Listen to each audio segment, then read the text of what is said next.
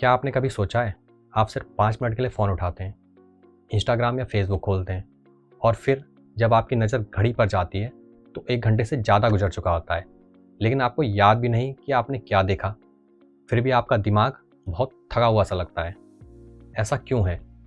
क्या social media सिर्फ एक एंटरटेनमेंट है या ये हमारे दिमाग के सिस्टम को ही बदल दे रहा है? तो आइए जानते हैं।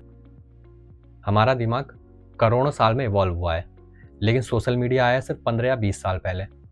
और समस्या यहीं से शुरू होती है। हमारा ब्रेन अभी भी पुरानी दुनिया के हिसाब से काम कर रहा है और सोशल मीडिया उसकी कमजोरियों को समझ चुका है। हमारे दिमाग में एक केमिकल होता है जिसे कहते हैं डोपामिन। लोग सोचते हैं ये खुशी देता है। खुशी तो देता है, लेकिन साथ में ये क्या करता है, उम्मीद भी पैदा करता है। जैसे ही मान लो आपका फ़ोन वाइब्रेट हुआ तो आपका ब्रेन एक सिग्नल भेजता है, शायद कुछ एक्साइटिंग आया होगा, और आप फ़ोन उठा लेते हैं और यहीं से एडिक्शन शुरू हो जाता है। क्या आपने कभी नोटिस किया है कि सोशल मीडिया का कभी बॉटम नहीं होगा? आप स्क्रॉल करते रहेंगे और कंटेंट कभी ख़त्म ही नहीं होता। ऐसा क्यों? हो सकता है इसे जानबूझकर ऐसा बनाया गया हो। हर वाइप एक स्लॉट मशीन जैसा होता है। हो सकता है अगला वीडियो बोरिंग हो, और लेकिन ये भी हो सकता है कि अगला वीडियो क्या हो, बहुत मज़ेदार हो।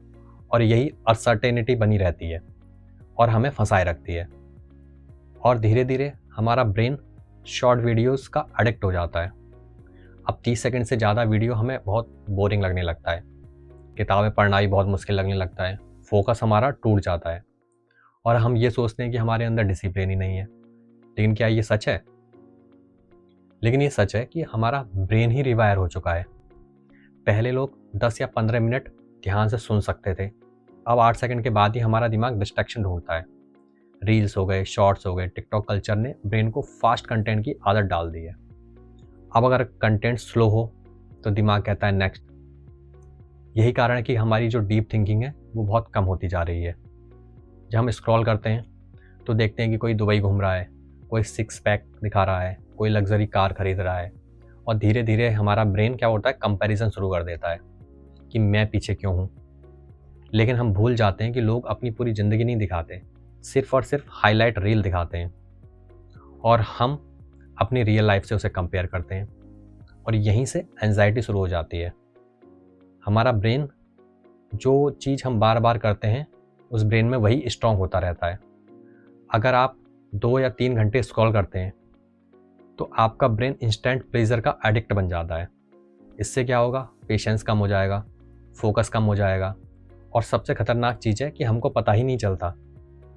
हम सोचते हैं कि हम वीडियो को सिलेक्ट कर रहे हैं कि कौन सी वीडियो देखनी है, लेकिन जो एल्गोरिथम है वो हमें चुनता है। वो देखता है कि हम किस वीडियो पर ज़्यादा देर रुके हैं, किसे दोबारा देखा गया है, किस पर ज़्यादा टाइम दिया गया है, और सोशल मीडिया हमें वही दिखाता है। और धीरे धीरे हमारी सोच भी क्या होती है, फिल्टर हो जाती है।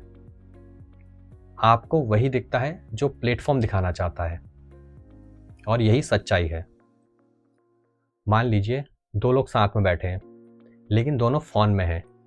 इससे क्या होता है, कन्वर्जेशन बहुत कम हो जा रही है, रियल लाइफ कनेक्शन बहुत कम हो रहा है, और धीरे धीरे हम अकेले होते जा रहे हैं।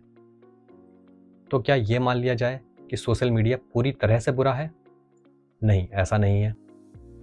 इससे हमें नॉलेज भी मिलता है, हमारा बिजनेस ग्रो भी हो रहा है, अवेयरनेस भी बढ़ती है, लेकिन सिर्फ फ़र्क है यूज़ करने में और यूज्ड होने में।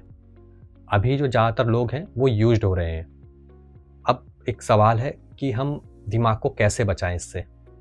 तो कुछ सिंपल स्टेप्स हैं कि कभी भी मॉर्निंग में फ़ोन मत उठाइए, नोटिफिकेशन ऑफ कर दो सोशल मीडिया के, हर एक ऐप में टाइम लिमिट लगाओ, और संडे को डिजिटल डिटॉक्स रखो। लॉन्ग वीडियोस और किताबें पढ़ना ज़रूरी है ताकि ब्रेन हमारा फिर से ट्रेन किया जा सके। सोशल मीडिया ने दिमाग बदला है, लेकिन कंट्रोल अभी भी हमारे हाथ में है। हम उसे दोबारा सेव दे सकते हैं। सवाल ये नहीं है कि सोशल मीडिया ख़राब है या नहीं है, सवाल ये है कि क्या हम अवेयर हैं।